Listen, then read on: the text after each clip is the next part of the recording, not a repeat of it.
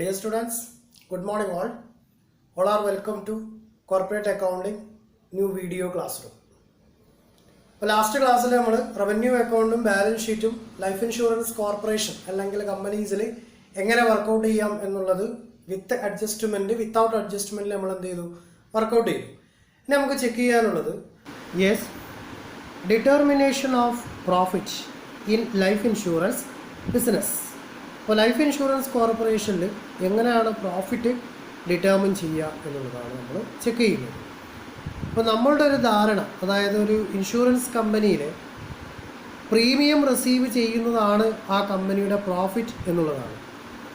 പക്ഷെ ആക്ച്വലി എന്താണ് നടക്കുന്നത് എന്നുള്ളതാണ് determination of profit in life insurance business or corporations എന്നിവിടെ നമ്മൾ ചെക്ക് ചെയ്യുന്നു.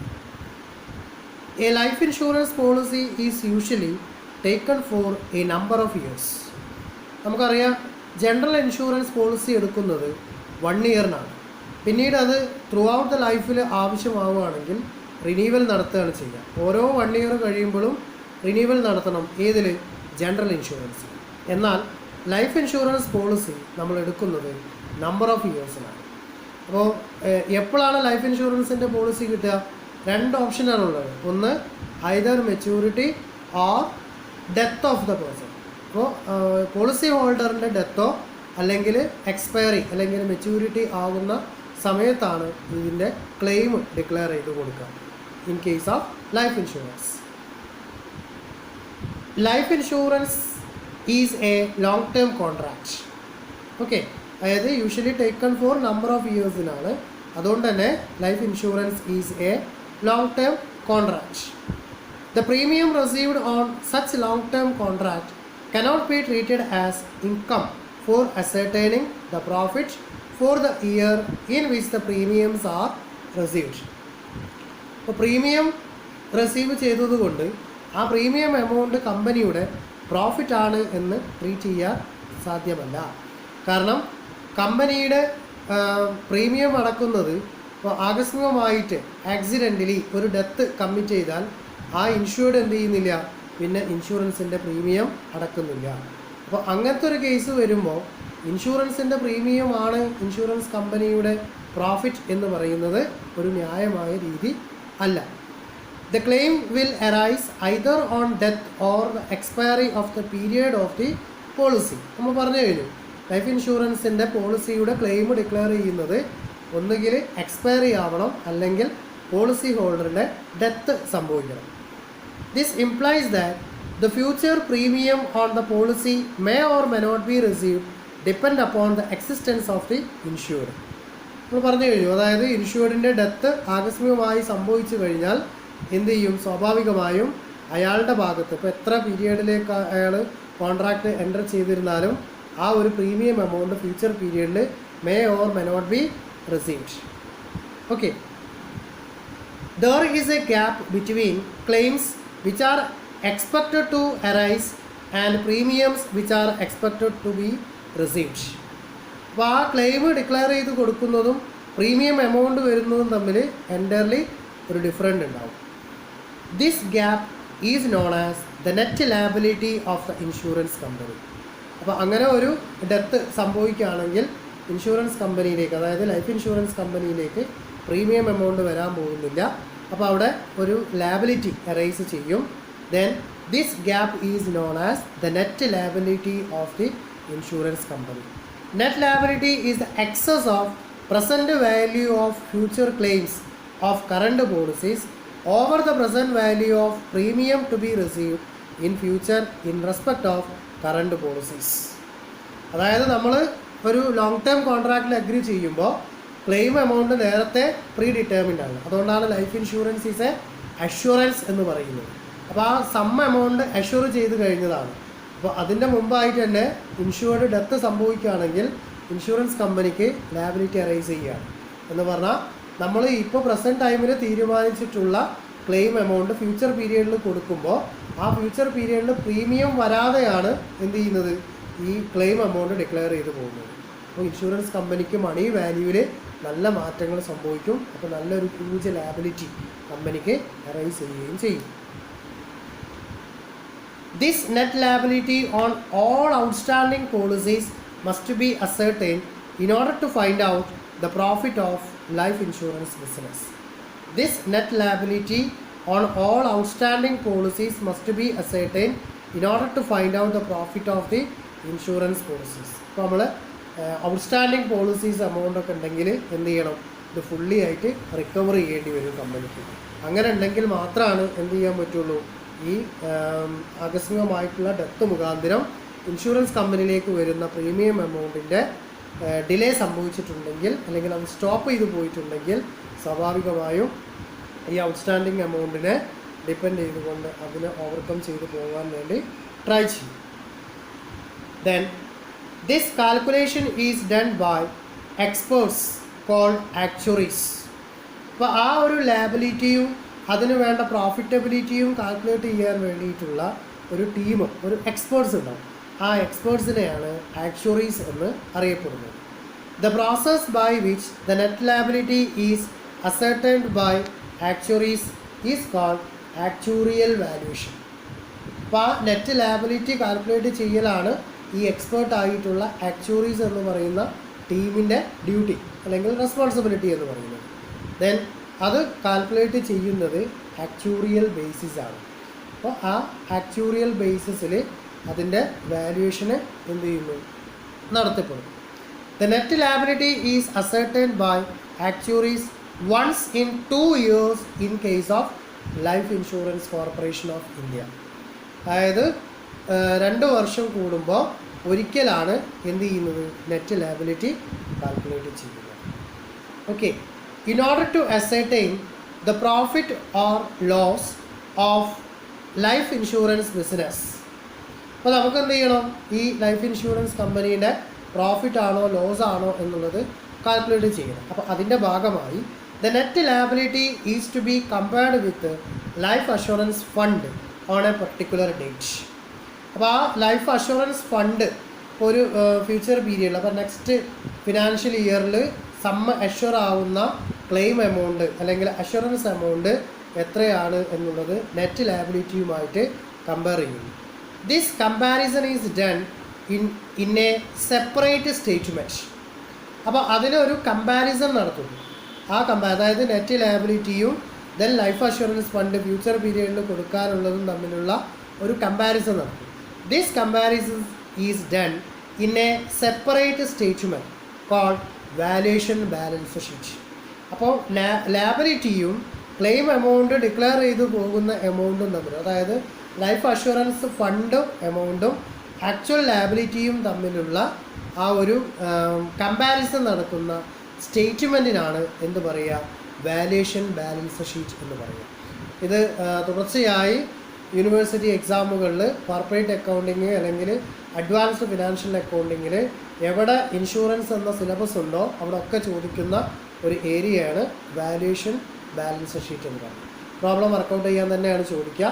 4 മാർക്സിൻ്റെ, അതായത് ഷോർട്ട് എസ്സേ ക്വസ്റ്റ്യനിലാണ് ഇത് ചോദിക്കാറുള്ളത്. വളരെ സിമ്പിളാണ്, കൃത്യമായിട്ട് ഓർത്ത് വെക്കുക.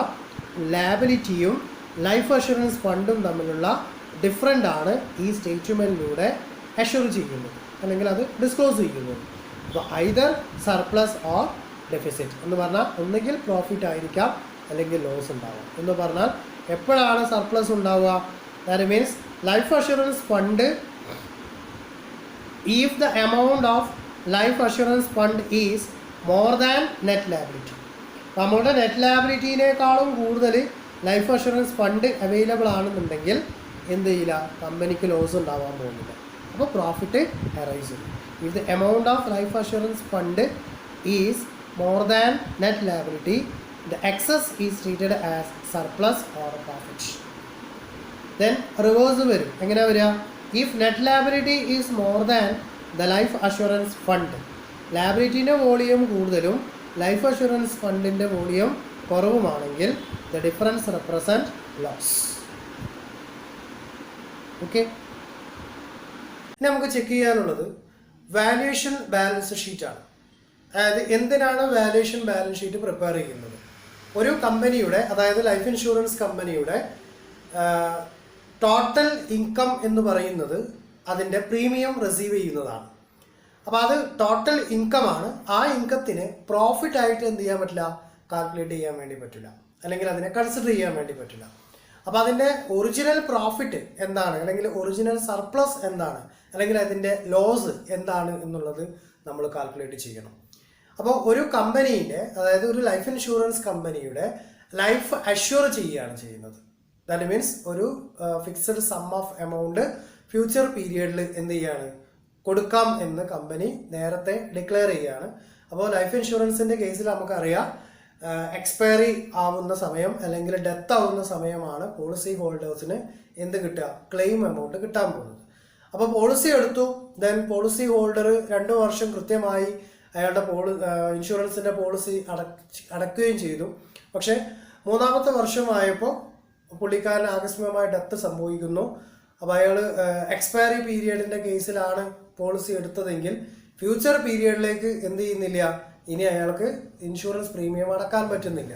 അപ്പോൾ ആ കമ്പനി അഷ്യൂർ ചെയ്തുള്ള ഫണ്ടും ദെൻ അയാളുടെ ആ ഒരു പ്രീമിയം ക്ലോസ് ആയ സമയം കൊണ്ടുണ്ടായിട്ടുള്ള ആ ഒരു നെറ്റ് ലാബിലിറ്റി, ആ ഒരു ഗ്യാപ്പ്, അതായത് പ്രീമിയം റിസീവ് ചെയ്യാതെ അയാളുടെ എമൗണ്ട് ഡിക്ലെയർ ചെയ്ത്, അതായത് ക്ലെയിം ഡിക്ലെയർ ചെയ്ത് കൊടുക്കുന്ന ആ സമയത്തുണ്ടാകുന്ന ലാബിലിറ്റി എന്താണെന്നുള്ളതും ദെൻ അതിൻ്റെ ലൈഫ് അഷുറൻസ് ഫണ്ടും എന്താണെന്നുള്ളതും കൂടി കൺസിഡർ ചെയ്തുകൊണ്ടാണ് വാല്യൂഷൻ ബാലൻസ് ഷീറ്റ് കാൽക്കുലേറ്റ് ചെയ്യുക.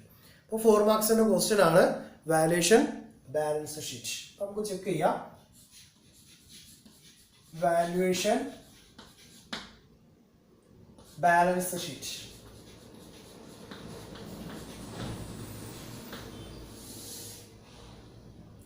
എന്താണ് വാല്യൂഷൻ ബാലൻസ് ഷീറ്റ് എന്ന് പറഞ്ഞാൽ, എന്തിനാണ് വാല്യൂഷൻ ബാലൻസ് ഷീറ്റ് പ്രിപ്പയർ ചെയ്യുന്നത്, എന്തിനു വേണ്ടിയിട്ടാണ്, അതായത് പ്രോഫിറ്റ് ആണോ ലോസ് ആണോ എന്നറിയപ്പെടും. അതായത് ഒരു ലൈഫ് ഇൻഷുറൻസ് കോർപ്പറേഷൻ എന്ന് പറയുന്ന ഒരു അണ്ടർടേക്കിംഗ് റൺ ചെയ്തു പോയപ്പോൾ ഒരു ഫിനാൻഷ്യൽ ഇയറിൽ എന്ത് ലാബിലിറ്റിയാണ് ഉണ്ടായിട്ടുള്ളത്, അല്ലെങ്കിൽ എന്ത് പ്രോഫിറ്റ് ആണ് ജനറേറ്റ് ചെയ്തിട്ടുള്ളത്, എന്ത് ലോസ് ആണ് കമ്പനിക്ക് ഉണ്ടായത് എന്നുള്ളതാണ്.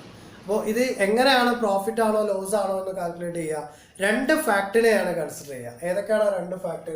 ഒന്ന് life assurance fund, life assurance fund, life assurance fund. Okay, then net liability. Net ലാബിലിറ്റിയെയും ലൈഫ് അഷുറൻസ് ഫണ്ടിനെയും ഡിപ്പെൻഡ് ചെയ്തിട്ടാണ് പ്രോഫിറ്റ് ആണോ ലോസ് ആണോ എന്ന് കാൽക്കുലേറ്റ് ചെയ്യുക.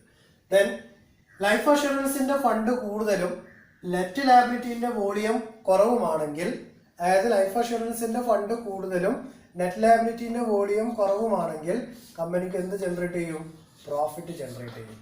അപ്പോൾ ആ ഇൻഷുറൻസ് കമ്പനിക്ക് പ്രോഫിറ്റ് ആയിരിക്കും. ദെൻ ഓപ്പോസിറ്റ് കേസിൽ, അതായത് ലൈഫ് അഷുറൻസ് ഫണ്ടിൻ്റെ വോളിയം കുറവും ദെൻ നെറ്റ് ലാബിലിറ്റീൻ്റെ വോളിയം കൂടുതലുമാണെങ്കിൽ കമ്പനിക്ക് എന്തുണ്ടാവും, ലോസ് ഉണ്ടാവും. ഇതാണ് ഇതിൻ്റെ സിമ്പിൾ വേ. അതായത് പ്രോഫിറ്റ് ഉണ്ടാകുന്നത് ലൈഫ് അഷുറൻസിൻ്റെ ഫണ്ട് കൂടുതലും നെറ്റ് ലാബിലിറ്റീൻ്റെ വോളിയം കുറവുമാണെങ്കിൽ കമ്പനിക്ക് പ്രോഫിറ്റ് ജനറേറ്റ് ചെയ്യും. അപ്പോൾ ലൈഫ് അഷുറൻസ് ഫണ്ടും നെറ്റ് ലാബിലിറ്റിയും തമ്മിലുള്ള ഡിഫറൻ്റ് ആണ് എന്ത്, വാല്യൂഷൻ ഓഫ് ബാലൻസ് ഷീറ്റ് എന്ന് പറയുന്നത്. അപ്പോൾ വാല്യൂഷൻ ബാലൻസ് ഷീറ്റ് കാൽക്കുലേറ്റ് ചെയ്യാൻ ലൈഫ് അഷുറൻസ് ഫണ്ട് ഉണ്ടാവണം, അതുപോലെ നെറ്റ് ലാബിലിറ്റി ഉണ്ടാവും. നെറ്റ് ലാബിലിറ്റിക്ക് ഒരുപാട് ഫാക്ട് ഉണ്ട്, ഒരുപാട് ഫാക്ടറെ ഡിപ്പെൻഡ് ചെയ്തിട്ടാണ് നെറ്റ് ലാബിലിറ്റി ഉണ്ടാവുക. ലൈഫ് അഷുറൻസ് ഫണ്ട് കൃത്യമായി ക്വസ്റ്റ്യനിൽ പറഞ്ഞിട്ടുണ്ടാവും, ഇത്രയാണ് ലൈഫ് അഷുറൻസ് ഫണ്ട് എന്നുള്ളത്. അപ്പോൾ ഇതിൻ്റെ സമ്മും ലൈഫ് അഷുറൻസിൻ്റെ ഫണ്ടും തമ്മിലുള്ള ഡിഫറൻറ്റ്. അപ്പോൾ ലൈഫ് അഷുറൻസ് കൂടുതലും ലാബിലിറ്റി കുറവുമാണെങ്കിൽ പ്രോഫിറ്റ് ജനറേറ്റ് ചെയ്യും. ദെൻ ലൈഫ് അഷുറൻസ് ഫണ്ട് കുറവും ലാബിലിറ്റി കൂടുതലുമാണെങ്കിൽ ലോസ് ആയിരിക്കും കമ്പനിക്ക് ഉണ്ടാവും. ഇതാണ് 4 മാർക്സിൻ്റെ ക്വസ്റ്റ്യൻ. അപ്പോൾ ഫോർമാറ്റ് വരയ്ക്കുന്നു, ആ ഫോർമാറ്റിൽ നമ്മൾ എന്ത് ചെയ്യുക, ഇത് വർക്കൗട്ട് ചെയ്ത് നോക്കാം. അത് ഫോർമാറ്റിൽ വർക്കൗട്ട് ചെയ്യുമ്പോൾ സാധാ പോലെ വളരെ സിമ്പിളാണ്. ഹെഡിങ് കൊടുക്കുക, valuation balance sheet, valuation balance sheet. Date തന്നിട്ടുണ്ടെങ്കിൽ ആസ് ഓൺ, ഏത് ഡേറ്റ് ആണോ തന്നിട്ടുള്ളത് ആ ഡേറ്റ് എഴുതി കൊടുക്കുക. ദെൻ എമൗണ്ട്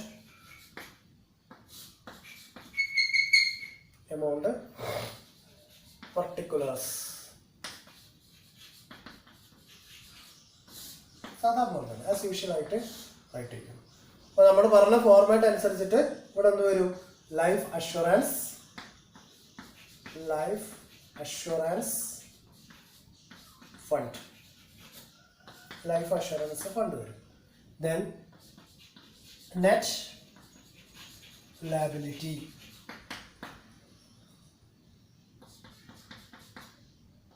അപ്പോൾ ഇതിന് രണ്ടിനും ചാൻസ് ഉണ്ട്. That means either profit or loss, surplus or deficit.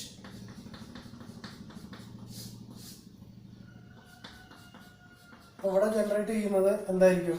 Surplus.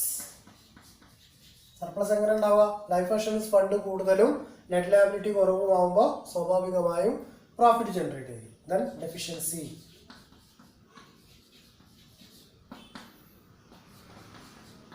Deficiency create ചെയ്യുന്നത് നെറ്റ് ലയബിലിറ്റി കൂടുതലും ലൈഫ് ഇൻഷുറൻസ് ഫണ്ട് കുറവുമായ നെറ്റ് ലയബിലിറ്റി.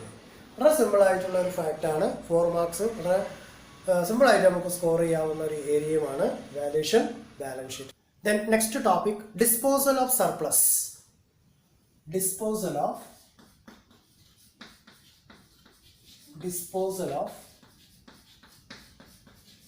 സർപ്ലസ്. നമ്മൾ വാല്യൂഷൻ ബാലൻസ് ഷീറ്റ് പ്രിപ്പയർ ചെയ്തു. അപ്പോൾ നമുക്ക് സർപ്ലസ് ഏൺ ചെയ്തു. ഈ സർപ്ലസ് എന്ത് ചെയ്യണം? ഡിസ്പോസ് ചെയ്യണം. ദാറ്റ് മീൻസ് ഇപ്പോൾ നെറ്റ് സർപ്ലസിൻ്റെ അല്ല, നെറ്റ് സർപ്ലസിൻ്റെ, അതായത് നെറ്റ് പ്രോഫിറ്റിൻ്റെ 95% എന്ത് ചെയ്യുന്നു? പോളിസി ഹോൾഡേഴ്സിന് ബോണസ് ആയിട്ട് ഡിക്ലെയർ ചെയ്യുന്നു. നെറ്റ് പ്രോഫിറ്റിൻ്റെ or surplus, net bonus or profit or സർപ്ലസിൻ്റെ 95% പോളിസി ഹോൾഡേഴ്സിന് എന്ത് ചെയ്യുന്നു? ബോണസ് ഡിക്ലെയർ ചെയ്യുന്നു. എങ്ങനെയാണ് ബോണസ് ഡിക്ലെയർ ചെയ്യുന്നത്? പ്രോഫിറ്റ് പോളിസി ഹോൾഡ് ചെയ്തിട്ടുള്ള, അതായത് പോളിസി വിത്ത് പ്രോഫിറ്റ് എന്ന് പറയുന്ന പോളിസി എടുത്തിട്ടുള്ള ഓരോ പോളിസി ഹോൾഡേഴ്സിനും നെറ്റ് പ്രോഫിറ്റ് അല്ലെങ്കിൽ നെറ്റ് സർപ്ലസിൻ്റെ 95% ഡിക്ലെയർ ചെയ്ത് കൊടുക്കുന്നു. ഓക്കെ, അപ്പോൾ എങ്ങനെയാണ് ഈ പോളിസി ഹോൾഡേഴ്സിനുള്ള ബോണസ് എമൗണ്ട് കാൽക്കുലേറ്റ് ചെയ്യുക? ഇതും 4 മാർക്സിന് ചോദിക്കാവുന്ന ഒരു ക്വസ്റ്റ്യൻ ആണ്. Then calculate the bonus to policy holders. ഓരോ പോളിസി ഹോൾഡേഴ്സിനുമുള്ള ബോണസ് എമൗണ്ട് എത്ര എന്നുള്ളത് കാൽക്കുലേറ്റ് ചെയ്യണം. അപ്പോൾ എങ്ങനെയാണ് അത് കാൽക്കുലേറ്റ് ചെയ്യുക എന്നുള്ളത് നമുക്ക് ചെക്ക് ചെയ്യാം. അപ്പോൾ നമ്മൾ ഓർത്ത് വെക്കേണ്ടത്, വാല്യൂഷൻ ബാലൻസ് ഷീറ്റ് പ്രകാരം നമുക്ക് സർപ്ലസ് കിട്ടും. ആ സർപ്ലസിൽ നിന്ന് നെറ്റ് പ്രോഫിറ്റ് അല്ലെങ്കിൽ നെറ്റ് സർപ്ലസ് കാൽക്കുലേറ്റ് ചെയ്യണം. അപ്പോൾ ഈ സർപ്ലസിന്, അതായത് വാല്യൂഷൻ ബാലൻസ് ഷീറ്റ് ഉപയോഗിച്ചുകൊണ്ട് നെറ്റ് സർപ്ലസ് അല്ലെങ്കിൽ നെറ്റ് പ്രോഫിറ്റ് എങ്ങനെയാണ് കാൽക്കുലേറ്റ് ചെയ്യുക എന്നുള്ളത് നോക്കാം. ദെൻ അതിൻ്റെ 95% എന്താണ്? പോളിസി ഹോൾഡേഴ്സിനുള്ള ബോണസ് ആണ്. ഓക്കെ, അപ്പോൾ നമുക്ക് ഒരു ഫോർമാറ്റ് വരയ്ക്കാം.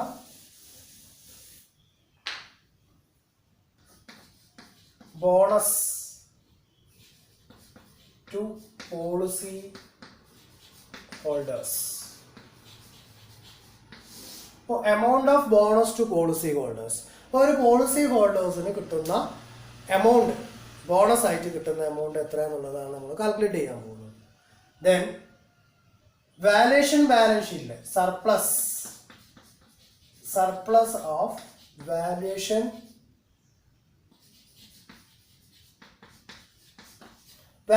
ബാലൻസ് ഷീറ്റ് പ്രകാരം കിട്ടിയിട്ടുള്ള surplus amount. Okay, then less dividend paid to share ഹോൾഡേഴ്സിനാണല്ലോ ഡിവിഡൻഡ് കൊടുക്കുക. അപ്പോൾ dividend paid to share holders. അപ്പോൾ ഷെയർ ഹോൾഡേഴ്സിന് കൊടുത്തിട്ടുള്ള ഡിവിഡൻഡ് എമൗണ്ട്.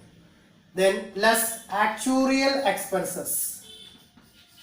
അപ്പോൾ ആക്ച്വറിയേഴ്സ് ആണ് എന്ത് ചെയ്യുന്നത്? ഈ നെറ്റ് ലയബിലിറ്റിന്റെ വോളിയം കാൽക്കുലേറ്റ് ചെയ്യുന്നത്. അപ്പോൾ ആക്ച്വറിയൽ എക്സ്പെൻസസ് മൈനസ് ചെയ്യുന്നു.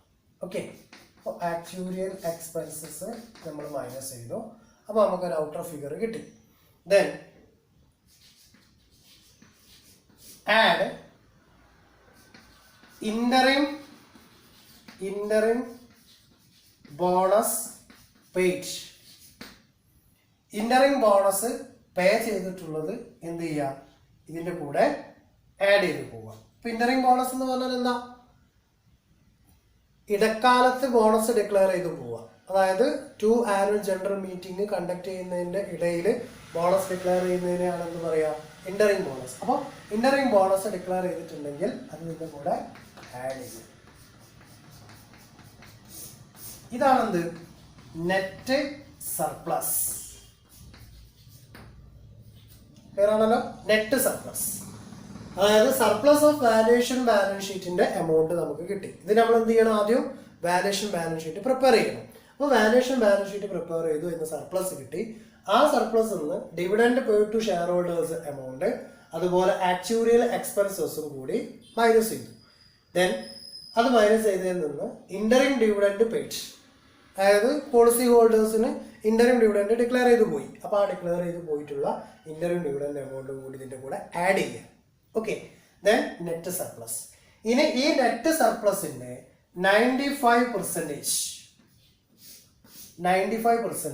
എന്ത് ചെയ്യാനുള്ളതാ, ബോണസ് ആയിട്ട് പോളിസി ഹോൾഡേഴ്സിന് ഡിക്ലെയർ ചെയ്യുക. അതാണ് നമ്മൾ കണ്ടുപിടിക്കുന്നത്, amount of bonus to the policy holders. Policy ഹോൾഡേഴ്സിന് ഡിക്ലെയർ ചെയ്ത് കൊടുത്തിട്ടുള്ള ബോണസ് എമൗണ്ട് എത്ര എന്നുള്ളത്. അപ്പോൾ ഈ കിട്ടിയിട്ടുള്ള നെറ്റ് സർപ്ലസിന്റെ 95% എത്രയാണോ, അതായത് ഇവിടെ കിട്ടുന്ന ഫിഗർ എത്രയാണോ നോക്കുക, ആ ഫിഗറിന്റെ 95% എന്ത് ചെയ്യുന്നു, പോളിസി ഹോൾഡേഴ്സിനുള്ള ബോണസ് ആയിരിക്കും. പക്ഷെ ഇവിടെ ശ്രദ്ധിക്കേണ്ട ഒരു കാര്യം എന്താ വെച്ചാൽ, ഇവിടെ നമ്മൾ ഇൻ്ററിംഗ് ബോണസ് ഓൾറെഡി ആഡ് ചെയ്ത് കഴിഞ്ഞിട്ടുണ്ട്. അതിനെ ഡിപ്പെൻഡ് ചെയ്തിട്ടാണ് ഇവിടെ നെറ്റ് സർപ്ലസ് വന്നിട്ടുള്ളത്. അപ്പോൾ ഇനി എന്ത് ചെയ്യണം, ആക്ച്വൽ ഇനി കൊടുക്കാനുള്ള ബോണസ് എമൗണ്ട് എത്ര എന്നുള്ളത്, ഇപ്പോൾ ഈ നെറ്റ് സർപ്ലസിന്റെ 95% വാല്യൂ നമ്മൾ ഇവിടേക്ക് മാറ്റി എഴുതുന്നു. Then less interim bonus paid, interim bonus paid അതെന്ത് ചെയ്യുന്നു, മൈനസ്. ഇതാണ് എന്ത്, നമ്മുടെ actual amount paid as bonus to policy holders.